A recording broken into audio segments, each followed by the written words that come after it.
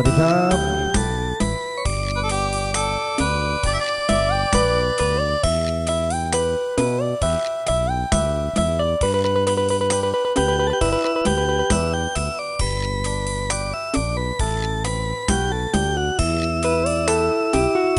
ลูกทำงานหนัก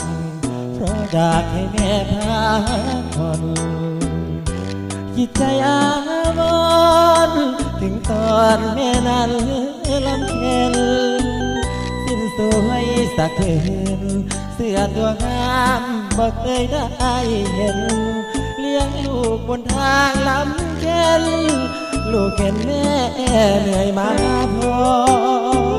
อยู่ก็ท้อมอสานก่อเพื่อแม่ทุกอย่างทำงานรับจ้า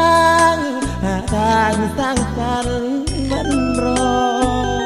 ได้เงินบาทใดอย่ารอให้แม่ต้องเอ่ยขอส่งรายเดือนมารอคงพอให้แม่สบายถ้าสิ้นพื้นใหม่ถูกใจซื้อมาใช้หน่อยอาหารอร่อยถูกปากแม่ยามตายงานหนักงานเบาจ้างใครเขาทำแทนก็ได้เก็บแรงไม่กอดลูกชายในวันลูกกลับคืนนา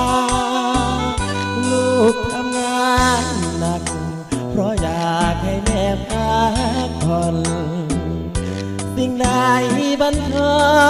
งปล่อยวางเสียบ้างเถิดนาลูกเสียเหงื่อไป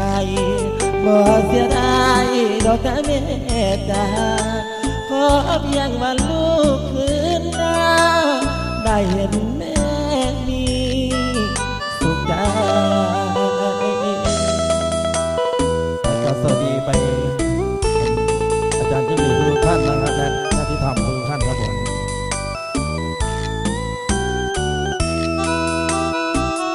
ลูกทำงานหนักเพราะอยากให้แม่พักผ่อนสิ่งใดบันทอ